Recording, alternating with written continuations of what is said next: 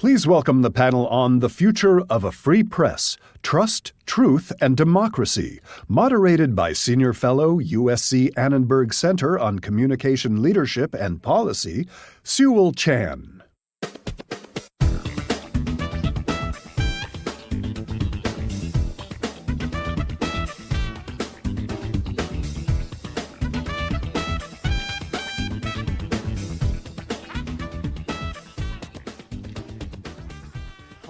I'm Sewell Chan. I'm a senior fellow at USC Annenberg.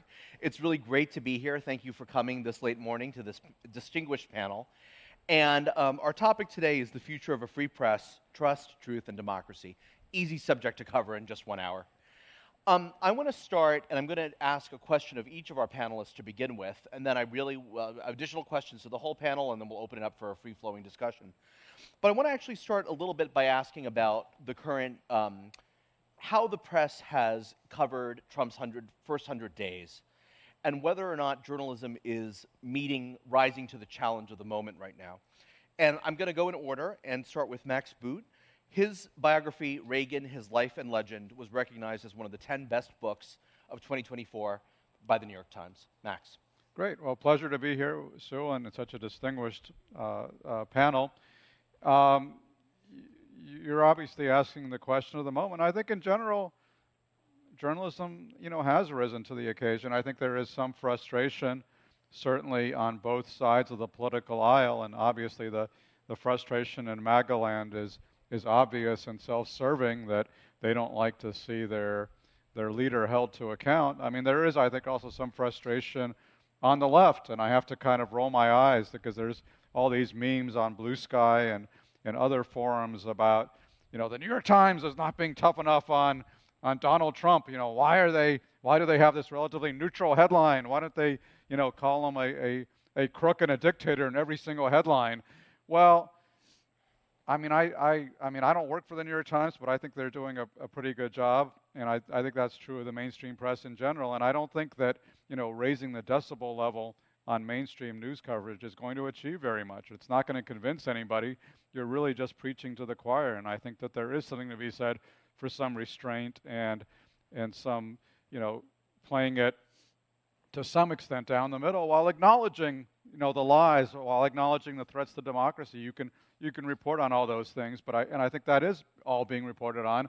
But I don't think you have to amp up the decibel level to an extreme degree in every single story. I think to some extent we may have done some of that in the first Trump term, and I'm not sure what it accomplished. Yep, great points about volume and noise versus meaning and insight. Yeah. Leigh Ann Caldwell, you are the chief Washington correspondent for Puck, an incredible, fairly young news service, and you're also a former correspondent for both NBC News and the Washington Post. Yeah. So you're in the thick of it. How do you think journalism is meeting the political moment?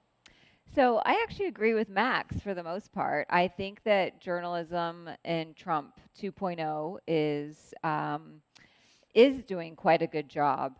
I will say that the conversations that happened in the lead up to Trump's election, of course, we didn't exactly know who was going to win, but there was a lot of soul searching in newsrooms, in the newsroom I was in, and also with colleagues that I would talk to outside of the Washington Post at the time, because that's where I was then. I've been at Puck now for about 3 months. But on how to do it differently. So I think that there has been an attempt to correct the wrongs of Trump 1.0.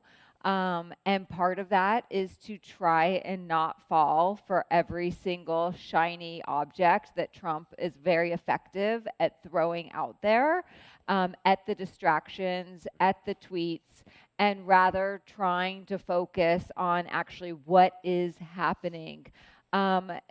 Even getting a lot less caught up in the palace intrigue stories and talking a lot more about the impact that these people and these policies are having, while trying to just to remove the veil of what's happening within the administration. A different challenge within this time around as well is in Trump 1.0, all of it was so centered inside the White House. The story was inside the White House. Now it's so much more expansive. It's happening in all these federal agencies is a story. It's happening in the cabinet. It's happening on the Hill, more than just a reactionary story. So it's also a much bigger story, I would say, this time too. Yeah. Oliver Darcy is the most important chronicler of the news media in our time. Former CNN reporter, Oliver now runs Status, which is an incredible news site. I just want to quickly quote the Wall Street Journal, which said that that Status, which launched in August, is fueled by juicy tidbits about media deals, newsroom spats, and executive moves. It's accumulated more than 70,000 total subscribers since August and is on track to surpass 1 million in annual recurring revenue. Oliver, you just hired an employee. Yes. Congrats on having an employee. Thank you. But you and Joe have been doing an incredible job.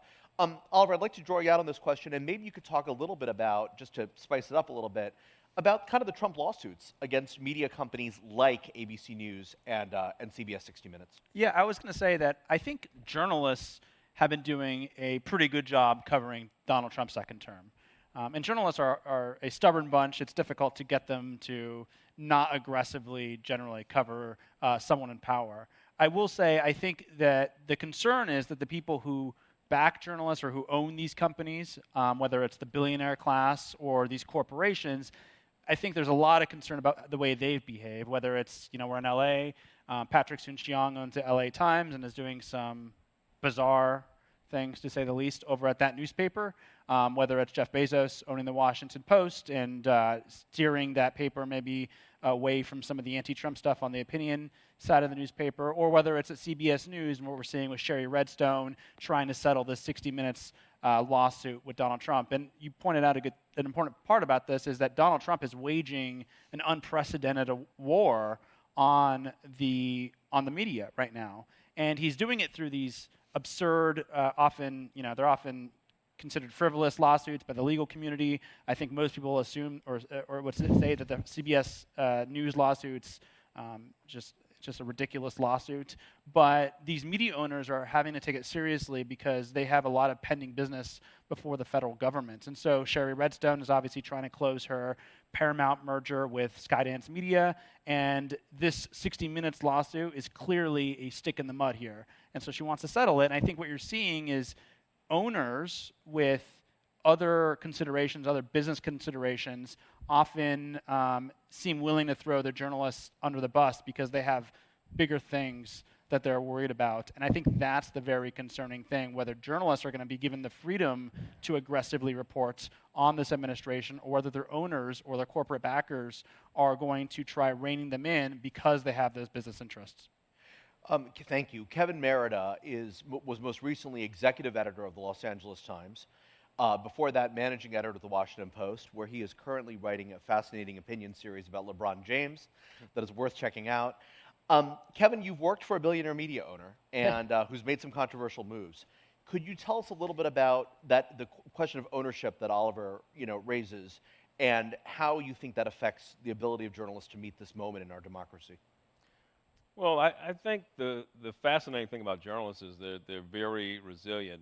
No matter what owners do, they're at work, and they're doing a tremendous job. I mean, I think at the LA Times, one example is just the fires that consumed LA, and huge story, and they did very well in covering that.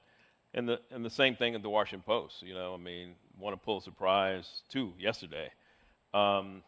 So I think I separate the two things. It's something what Oliver said, though, what we have to understand. I mean, media is so important in this country. I think journalism, the companies, the institutions that undergird journalism are really important to society, but the owners, it's not their main business.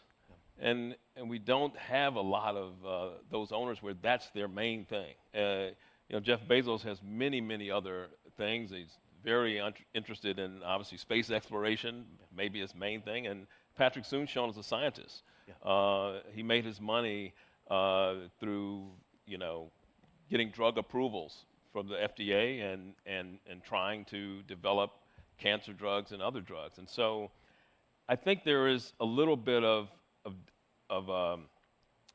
we have to kind of evaluate them in that context. But if I may just say something about the journalism, the first part of the question, I think we've gotten a lot of great material here, and I think we can't lose sight on the fact that while the changes in American society are so vast, they've come so rapidly, and you look at what we know and what we're learning, we've basically watched the entire civil service system of the federal government be disrupted. The impact of that, deportations, immigrants do a lot of jobs in this country. They have impact in local communities, and so this is all material that journalists are chronicling and letting people know in real time, and I think so far are doing a great job. Thank you. That's very insightful. Last but not least, Jessica Yellen is the former chief White House correspondent for CNN. You've interviewed several presidents, and now you're the founder of News, Not Noise, which breaks down the biggest news stories every day, explaining what matters, and critically, what you can ignore. I want to get to your business model and your audience in a moment, and the trust issue, but could you start by telling us your view of how journalists are rising to this moment 100 days plus into the second Trump administration? Yes, and first, it's a pleasure to see you today, Sewell, and to join so many people who have kept the fire going for the free press. We need it now. I do my work on social media. I'm one of these first people who's a news influencer. I helped pioneer that whole space with the idea that it would be the first mile in news. I help people understand what's going on so they can engage and they see what matters. So I have a very different sort of vantage point on all this, and I agree that the, for lack of a better term, legacy press is doing a kick-ass job. There's endless amounts of information coming at journalists right now, and there's a lot of important reporting going on. Where I sit, I see a lot of stories from regular Americans talking about how everything in Washington and in the power circles is impacting them. For example, buy now, more people are using buy now, pay later to pay for groceries than we have ever seen ever. I'm seeing college students making videos, holding up a receipt that they ordered some outfit for a party that was supposed to be $40, but it was $300 when the tariff got added. I've seen stories of immigrants who tell me, not immigrants, forgive me, Americans who are dark-skinned Americans saying, there are white vans in my town in Nashville taking us off the street even without checking whether we're legal or not. I'm seeing a lot of real stories of what's happening in the country that they do make it sometimes onto the pages and into the TVs, but not at the same level and with the same attention. And so where I think there's an opportunity is to actually spotlight more of that and build the connective tissue where you see what's happening at decision level and impact level on the ground. So I want to pivot off of that. We are at a time when about 10% of Americans only say they trust the news media on a regular basis. Now, I want to complicate that number. When you ask people how much they trust local news, it's higher. People are very, the news media means many different things. I think a lot of people, when they say they don't trust the news, it's like saying they don't trust Congress. When you ask them whether they trust their local lawmakers, they're often, the numbers are higher. So I think those caveats have to be borne in mind. But that said, we have seen an erosion of trust in the news media. And I'd love some perspectives on why that has happened and what might be done to reverse that. And just to jump around a little bit, I'm going to start with Oliver and then move to Leigh Ann. Well, I think that the main driver, there's a lot of drivers. I mean, there's the way news is distributed has changed. The economics have changed. There's a lot of splintering out of different news sources. But I think the main driver is definitely Donald Trump, right? Donald Trump has declared war on the news media for the last basically decade. He has, as a result, really tarnished a lot of brands. I think, I used to work at CNN, and I think the CNN brand before Donald Trump was widely respected amongst most people. Sure, that was called the Clinton News Network by some people on the right or whatever. Like Sean Hannity might have been upset about some coverage, and it was a boogeyman to some extent. But Donald Trump took it way to the next level And now, you mentioned CNN, and it's considered amongst Republicans to not be trustworthy at all. And that's a result of Donald Trump and his MAGA army waging this unprecedented war against the news media.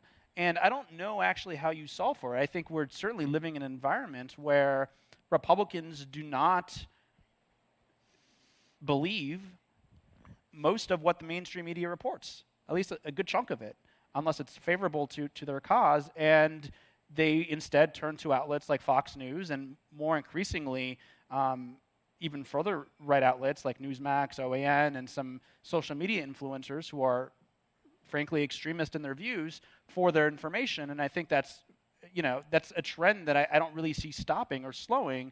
And in addition to that, I think a lot on the left have lost faith in the legacy press because they don't think, and there are some good reasons for this because of what owners are doing right now, they don't think that the news media is independent or free to aggressively report in the way they'd like to see on Donald Trump. And so I think those are the two main drivers of distrust in the press. But it certainly starts with the man in the Oval Office. So, Leigh Ann, on trust, why it's been lost and how to regain it? I agree with Oliver that when the president calls the media the enemy of the people, that matters. And I think that it's important to remember that this is part of Donald Trump's plan for people to lose trust in the media so that they don't believe when something bad is written about him. So this is a manipulation technique. Remember that Donald Trump actually loves the press. The fact that he calls up reporters on almost a daily basis and talks to them, he has long been a believer that any press is good press, even when it's bad press. That's why he discredits the media. So it definitely plays a role, a huge role. And I will say that it's not universal among Republican elected officials either. I spend most of my days on Capitol Hill with Republican members of Congress who are extremely anxious to talk to the press and to talk to reporters to get their agenda and their message out. But in addition, the lack of trust in the media is part of lack of trust in all institutions, and that has been degrading for many, many years, which I think would also escalate during the Trump administration, the first Trump administration. The deep state, lack of faith in the Supreme Court, lack of faith in Congress, and now universities. The list is quite long. And there's a lot of other reasons as well, including, the social media component, the algorithms on X and Facebook is now making news and factual information less prominent in any of our feeds. So we're seeing the algorithms are set to see the things that reinforce our beliefs.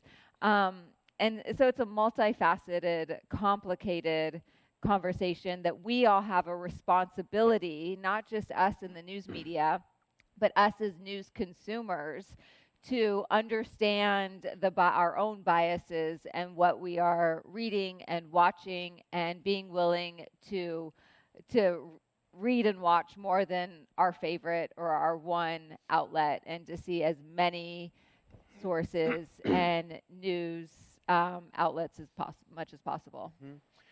Jessica, I'm curious, 3 CNN alumni on this panel, if not more, I think 3. Jessica, I feel 30 years ago, CNN was associated with live breaking news and cameras all over the world, which was just incredible, from Gulf War to OJ, et cetera. And now when you turn on CNN, there's a lot of opinion and commentary. And I'm wondering to what extent we in the mainstream media, or at least on cable news, have kind of contributed to the perception that we've shifted more toward opinion and less toward original reporting. I do think there's obviously original reporting is the foundation of everything we do. I've spoken out about, I say my brand brings you experts, not pundits, right? I've been clear about what I think of the value of original information. I also think that there's a way in which a lot of us end up problematizing where we are rather than just accepting where we are and deciding where do we find solutions from here. So there was a day people will ask me, are you neutral? Are you objective? What is neutrality? What is objectivity? The important question these days is, are you fact-based? And I think the public has come to expect a bit of a take in everything we do, and that's just where we are. That is where the social media platforms want people. That's what they feed you. And even when audiences say, I want you neutral, that stuff doesn't perform anywhere. So the question for me really is, how do we elevate people who are fact-based voices and have our audiences discern who is telling you real information from people who are making up propaganda? Propaganda is the threat. Disinformation is the threat. False, I'll give you one quick example. I have a friend, very smart, constantly forwards me TikToks saying, why aren't you reporting this? And I look at it and it's from Firedog 789 exclamation point. Mm-hmm. And I'm like, who's Firedog 789 exclamation point? And why do you believe this? My pitch is to move beyond the conversation about does this reporting have a take into how do we help audiences have signals and the curation and the tools that help them discern who is actually a journalist and who is full of it and is spreading bad information. So that's such a valid point. And I think that right now on the internet, everything kind of looks the same. I don't know if I'm clicking on, an investigation by ProPublica, which just won a Pulitzer Prize, or, a teenage influencer's, take. And I'm not willing to say that the influencer has nothing of value to add, of course not. But all information kind of coexists now on the internet. It could be rumor, it could be an impactful investigation that won the Pulitzer, it could be, some essay or some opinion essay. How do we, Kevin, as producers of information, help readers sort through this cacophony of kind of facts, rumors, influencers, the coexistence of news with entertainment? Is there a way, not to put the genie back in the bottle, but to help readers kind of improve their information and news literacy as they confront this whole cacophony? Well, I think that's certainly been a goal, and you mentioned news literacy. Our friend Alan Miller started a news literacy project. I think teaching news literacy has to be a real thing. It has to be done in schools in a greater and wider way. I think that has to be an active part of showing our work, showing how the work is done, letting people see the sausage made, being transparent. All of these things help our relationship with audiences. But I also think we have to build up our local news ecosystem. And that's where we've seen the vanishing breed of credible news organizations. I think our friends in Northwestern... Even here in LA and New York, yeah. Well, yeah, but our Northwestern Medill School documented it. I think it's something like 2.5 newspapers a week are vanishing. And there's something like, 55 million people without a news source in their community. But I think we're seeing the growth of that. And I think the nonprofit model, there are no models that are a panacea, but the nonprofit model of trying to rebuild local news, and there's some tremendous local news organizations everywhere. As you alluded, I'm involved in one, the LA Local News Initiative here, which is a consortium, a collaborative of 20 local news organizations, and we're trying to grow hyper-local news sites. I think you see a lot more of a relationship with consumers to those products than you do the way I think our media is generally defined. I think, unfortunately, when people talk about the news media and have this dissonance, a lot of what they're really talking about, cable news, because cable news is a lot of talk. Yeah. There's not that they don't do some original reporting, but you sing repetitive talk, and a few national news organizations, and all of whom I admire. But out in the country, that relationship is a lot different. Yep. With places like Block Club Chicago, yep. The city in New York, Documented. I could go on and on, you have a different kind of relationship, and I think we have to build that and grow that, and I think that's an exciting prospect of turning our situation around. So, Max, I want to talk a little bit about how we got here. We were chatting in preparation for this panel, and I kind of hypothesized that the Reagan and maybe Bush Sr. era, they were the last presidents before the internet. I will never forget when the Washington Post broke the news of the Lewinsky scandal in 1998, online, right?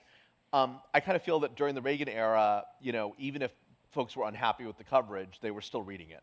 The people cared what the Wall Street Journal and the New York Times and the Washington Post had to say about the Iran-Contra scandal.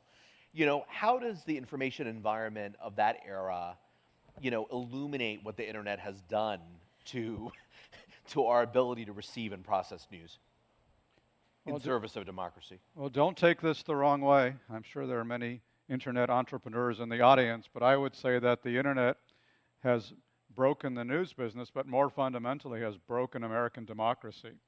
And I think it remains to be seen whether you can have a viable, functioning democracy in the internet age. And I think the jury is still very much out on that. And writing about Ronald Reagan was really like being transported to the 18th century. It was almost like people were writing with quill pens and, using carrier pigeons to send letters. And I say that as somebody who grew up in the 1980s, but it's a lost world where people were really getting their news from the three major news networks. CNN had just started, but you had, every town had their major newspaper. Then you had the news magazines, Time and Newsweek, and it was very frustrating for partisans on both sides because both on the left and the right, they felt like, man, why doesn't the mainstream media, why don't the media reflect my view of the world? Why do they have this kind of middle-of-the-road mush? And there were very good economic reasons for that because you wanted to sell a lot of ads. You wanted to reach a mass audience. And so you had to transcend a lot of these ideological divides and have a product that was at least minimally acceptable to most consumers. And I think what that meant was you had gatekeepers. You had people, and I don't want to romanticize the old-fashioned news media. I mean, we had a lot of problems, but you basically had gatekeepers who were devoted to basic standards of accuracy and fairness, and didn't always get it right, but that was certainly the ideal, and it basically defined the political landscape within, let's say, the 40-yard lines. And Ronald Reagan and every other president was often upset about media coverage, but they nevertheless lived in a world of basic facts and shared reality, and they had to respond to that, and they realized that they had to tailor an appeal that would reach as many people as possible. And it's no coincidence that in 1984, Ronald Reagan won 49 out of 50 states. Imagine a president today winning 49 out of 50 states. It is literally impossible to imagine, because we have become so fractured as a society, so polarized, so divided. And it's kind of a chicken and the egg argument. Are we polarized and fractured and divided because of social media and the internet? Or, are these institutions flourishing because we are so fractured and divided? But it's obviously this feedback loop that feeds on itself. And, you started to see it in the 1990s, in part because the Reagan administration, FCC, repealed the Fairness Doctrine. And so that opened the path for mass, right-wing media, for Rush Limbaugh, national syndication, for Fox News Channel, for talk radio. And then it was all turbocharged by the rise of the internet, because fundamentally, at the end of the day, people want the media they consume to reinforce their biases. And that is what, as Leigh Ann was mentioning, algorithms. We are all at the mercy of algorithms, and that is what they do. They are basically designed to give you more stuff that you like. And if what you like are crazy conspiracy theories, they will feed them to you. And obviously there have always been conspiracy theorists out there. I mean, writing about the rise of Ronald Reagan, I had to write about the John Birch Society in the 1950s and 60s. But there's a limited number of people you're going to reach when you're mimeographing pamphlets and, trying to do things in the real world. Whereas when you have the internet at your beck and call, you have infinite resources. And so I think what we're seeing is, more and more people are getting their information from very dubious sources on TikTok or Facebook or, X or whatever platform you want to choose, driven by those algorithms. And the reward and the demand is often for very partisan, not very factual information, which reinforces people's existing biases rather than challenge them. And that makes for, again, for a broken media landscape and a broken political landscape. And that is one of President Trump's true geniuses, is he's figured out how to get his message out in this social media world, very different from the way that Ronald Reagan got his message out, speaking to the entire nation. You know, President Trump often does it through these truth social things or what have you that just are designed to trigger people, not to unite them. And that is he is responding in many ways, I think, to the incentives of the technology of today. And I don't know the way out of this, but we'd better figure out a way out of this before our democracy, completely collapses as a result of these fissures. Powerful observations. I want to stay with you one more moment, and then I want to keep the conversation going on algorithms. You know, FDR on radio, Kennedy on television, Reagan on television. Are presidents inherently kind of, Obama on Facebook and back in 2008 on social media? Is every presidency tied to kind of in some ways a communications platform? And, do you see any hope that, is Trump the sole master of the technologies of the moment, which, as you say, rely on which are defined by fragmentation, siloization, and emotion? Yeah, no, I mean, you're absolutely right. So, I mean, all these presidents have reacted to changes in the technological landscape. And as you said, FDR, the master of radio, John F. Kennedy and Ronald Reagan, masters of television, and now, of course, you have President Donald Trump, the master of social media. But again, huge difference, qualitative difference, because the previous generations had mass media, so you were bringing people together, whereas now you have very targeted, fragmented media, so you're appealing to very narrow sets of people and trying to trigger them and trying to mobilize them instead of trying to bring people together. And you're right, I mean, I think obviously the technology is value neutral and can be utilized. We can imagine maybe there's like some anti-Trump out there who can figure out how to utilize the media very effectively to counter what President Trump is doing, but we haven't seen it yet, and I'm not sure how many great examples there are around the world. I think generally around the world, social media has been a negative political force, whether it's for fragmentation in this country or in places like Russia and China. It's become an instrument of Orwellian social control. So it's hard to find that balance where it actually. Maybe there are examples of social media writ large. I mean, there are individual examples, but writ large, buttressing and supporting liberal democracy. But so far, we haven't seen a lot of examples of that. Thank you, Jessica. You are trying to use social media for good, and we know that a lot of people now are not going directly to the Wall Street Journal or CNN for news. They are getting specialized newsletters like Puck or Status that serve a very intense information need that they have. And I want to go to Oliver and Leigh Ann in a moment. But we also know that a lot of people are getting their news from Facebook and TikTok. And all too often, it's a commonly known story, the algorithms are incentivizing us to follow the tribes we already are part of, the people that we want to root for, and frankly, stoking fear and anger against the people that we're not for. And it's become much more like sports than anything else. Do you see a path for using social media for the good, and how do you envision that transition occurring? I think we are at the adolescence of a media revolution, and what the moment demands is innovation, entrepreneurship, and trying new things to help with all these problems, specifically with supporting fact-based people who are on social media and with helping the audience discern who is trustworthy and who is not. I'll back up and say what I mean. I do hand-to-hand combat all day with disinformation on my phone. This is where I do my work. I talk to people in the audience. I hear from them all day. The truth is not dead. There is a massive audience that wants trusted information. There are also so many more people than you can even imagine who are doing that every day online, whether they're doctors or cyber people or lawyers or journalists who wake up, and I say it's like they make carefully footnoted papers that they're taking to a meme fight. You know what I mean? It's just, it's asymmetric. And these people are doing important work, but are isolated independent, don't have the resources, don't have the network that anybody who works in a more traditional organization does. Those people need a backbone, a framework, an opportunity to work together, to have legal support, to have marketing support so that they can get out and reach more eyeballs. On the other hand, the audience needs some way to know when I'm watching Fire Dog 789, is he following the same standards as Leigh Ann or Oliver or Jessica? And how do we know? We need what Max talked about. We need curation, and we need outside signals that can help. There are all sorts of ways we can innovate this, especially as AI is getting more sophisticated. But one of the things I get frustrated about is that there's a resistance to innovation in this space because there's such a commitment to hating social media or people on social media. And my appeal to sort of legacy or more traditional media is to stop seeing us as the competition and start seeing us as an extension of their brands and an opportunity to build collaborative relationships so that we can introduce their work to new audiences, et cetera.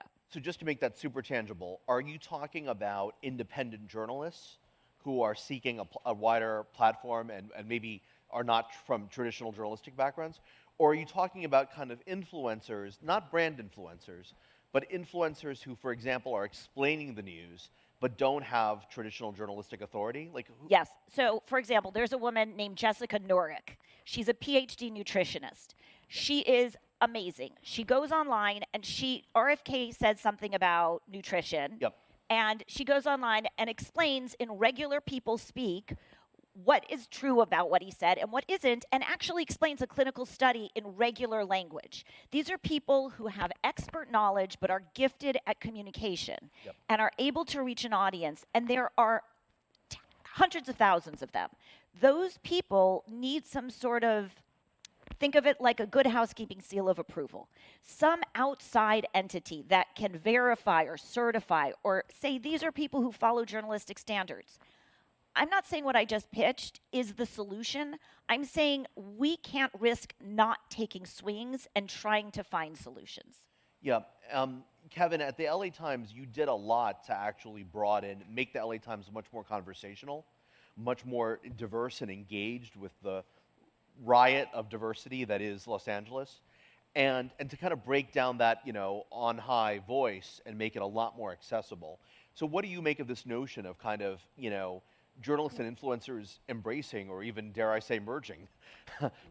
Yeah, I don't think, I agree with everything Jessica said. I do think we are in an age of a greater collaboration. I think we are very much in an entrepreneurial era.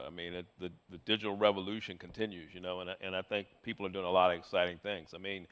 We were at the LA Times. We created something called the 404, a social content creation team. That did original work, and sometimes you create things in a quote-unquote legacy operation, and that's everywhere. You create new things, they meet with resistance internally before they do externally. But we had, filmmaker, graphic artist, a puppeteer. We had a lot of people creating work in a space, and we wanted to kind of build that. Part of the goal of that was to establish a whole creator studio. And we were working on that where we were bringing in other creators.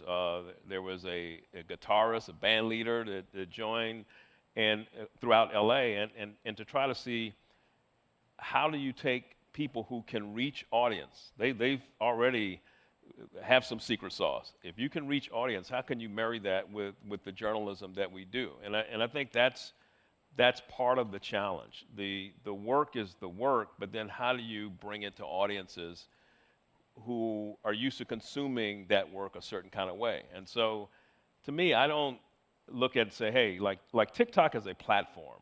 People are on it. And if you can reach people on that platform, good for you. If you can reach people on Twitch with the journalism of analyzing the Afghanistan war, good for you, and in new platforms. And so I think we are actually more in the moment of that kind of fusion than I think we actually realize. And I think we need to do it more, but there's a lot of partnership. And it used to be in our industry, competition was king. No one wanted to share, Now you see a lot of people banding together that would never have collaborated before. Yep. Nonprofits and for-profit news organizations, in the most basic example, the Baltimore Banner, won a Pulitzer Prize yesterday for work less than 3 years old. Yep. Hadn't even celebrated the 3rd anniversary. Startup in Baltimore, where and did this project on fentanyl that really documented like the crisis on that street, and particularly the surprising finding of how it was disproportionately affecting older black men. Yeah. And that was a collaboration also with an LA Times local reporting fellowship. But it was their work. A New York Times fellowship, yeah. Yeah, New York Times reporting fellowship. And but it was the Baltimore Banner's work. And so I think there is an openness, and I think we need to accelerate that openness. So Oliver and Leigh Ann, both of you work for relatively new startups that reach clearly defined audiences. Oliver, you're the chronicler of the news media. Puck does an amazing job chronicling the worlds of Wall Street, Hollywood, the media, and Washington. In a way, do you each of you, do you think that you were making a trade-off between you're not reaching 300 million people necessarily, but you're reaching audiences that care and do need to know what you're providing? And is that kind of more targeted approach to audience part of the future of the news media? Do you want to go first? You can. I'll let you. Okay. Away. Well, you started yours. I did not start Puck, but I did go to Puck because I spent 3 years at the Washington Post, 7 years at NBC before that, CNN for a year, and because of not only the vision that Puck had, but the sense of identity that Puck had. It was wonderful for a company to have such a clear sense of identity, and that was really appealing. And you summed it up in a way that its audience is very specific, very inside people who want to know what is happening in the inside game, very C-suite level, people who have a stake in what is happening in the world, in the verticals, either Washington or Hollywood, Wall Street, the media. And so it was an interesting conversation that I had with myself and with people that I really respect in the media about going from the Washington Post and NBC News with these bigger audiences to a smaller audience, but having a lot more impact in what you write. And ultimately, because the media is so becoming more and more fragmented as time goes on, there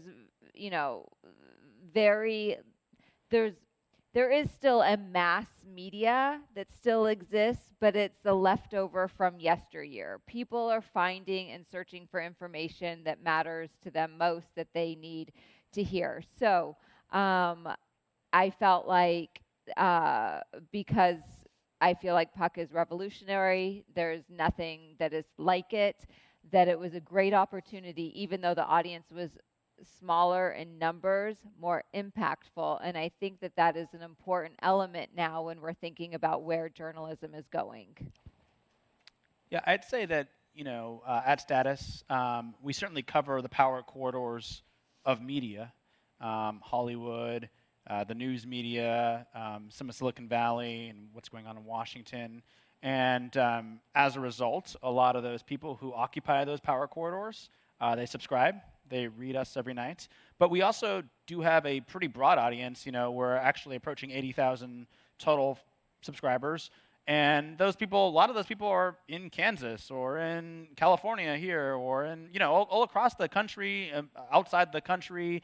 So we have a pretty broad audience. I think that people are very interested in this moment to know what is going on in these power corridors because they realize that it impacts how information is distributed, how culture is shaped. You think about Hollywood and the moves they're making. Eliminating DEI, for instance. Why is that happening?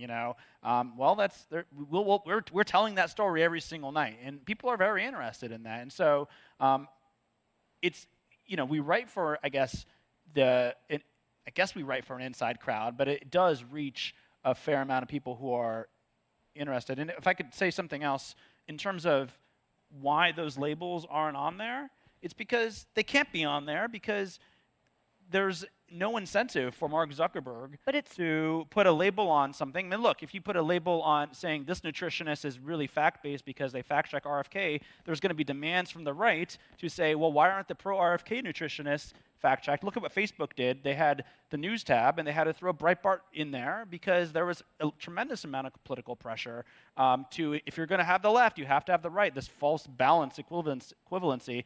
Or what even Elon Musk, what was the first thing he basically did when he came in at Twitter is he destroyed the verification system, which was kind of at least a decent way to figure out who was authoritative or at least real.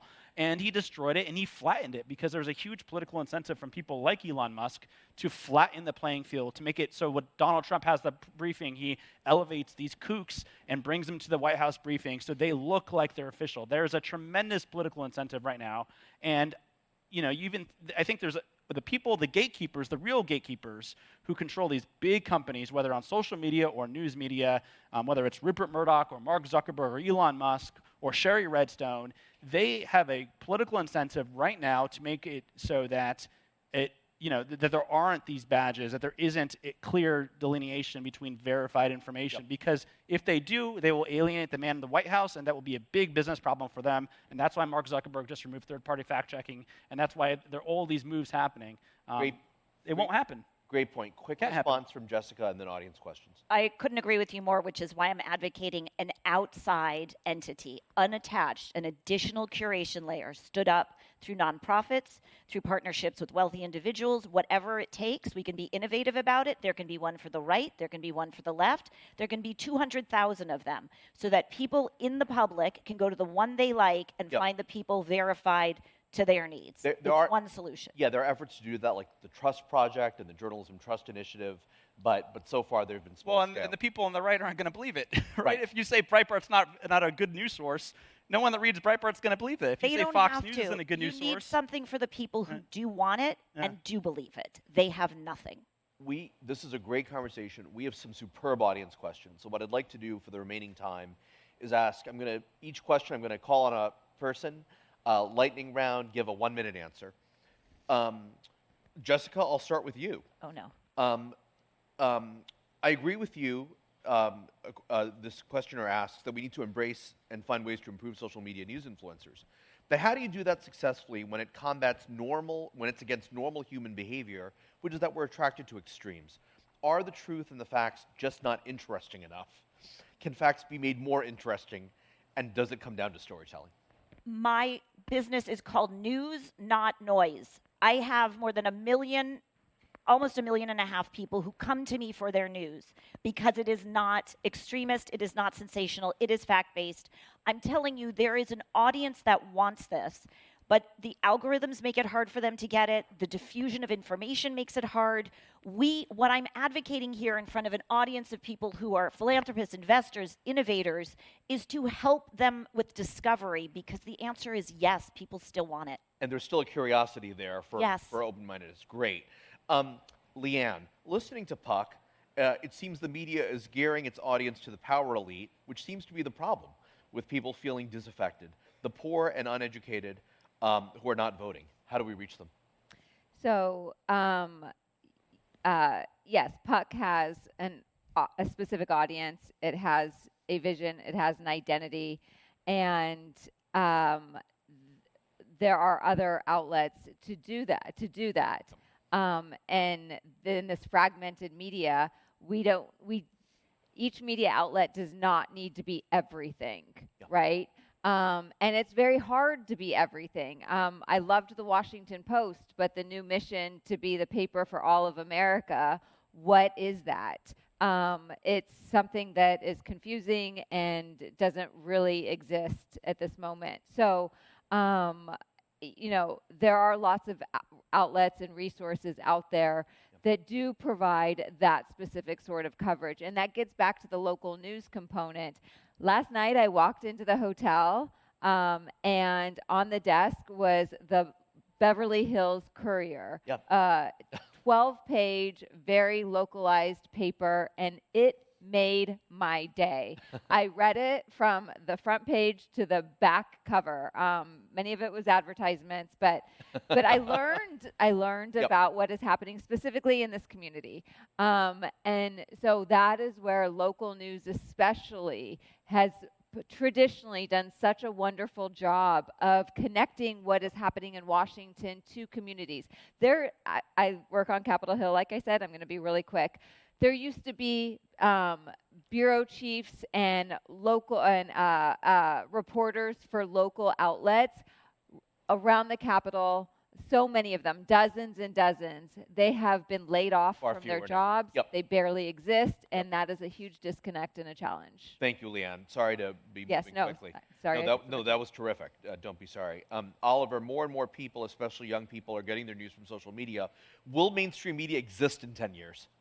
I think so, sure. I mean, there's a lot of incentives for mainstream media to exist, and these people have a lot of money. You know, unless Jeff Bezos decides he doesn't want the Washington Post, I think he has infinite amount of money to make sure it exists in 10 years. And so it will exist. I think in what form will it exist in and how relevant will it be? Those are the real questions. And I certainly think that some news organizations that have been perceived as giants or were giants at one point in time, particularly these television news organizations, as their business models collapse from underneath them, I think the real question is, can they transition into the future where they are still relevant and commanding a sizable audience? And we'll see. Kevin, thank you, Oliver. Kevin, what measures should journalists who work for self-interested billionaires take to protect their credibility and their personal liability or brand when reporting on things at odds with the interests of those owners?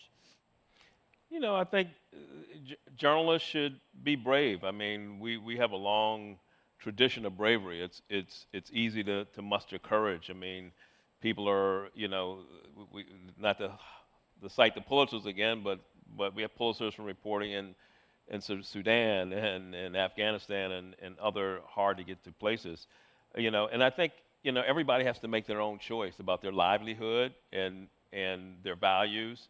And I respect journalists who make that choice. Some leave, some choose to leave because they can't. They're at odds with their owners, and others want to take care of their family, and they go about doing their work until they can no longer stand it. Yeah, wow.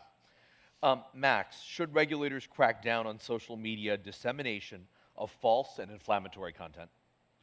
I think it's very hard to do because of a little thing called the First Amendment. I don't think I think this is part of what we're struggling with right now because, you know, in the old days, before social media, you had broadcast media, which were regulated by the FCC. And again, prior to the Reagan FCC, there was the Fairness Doctrine, which basically kept extreme partisanship in check and made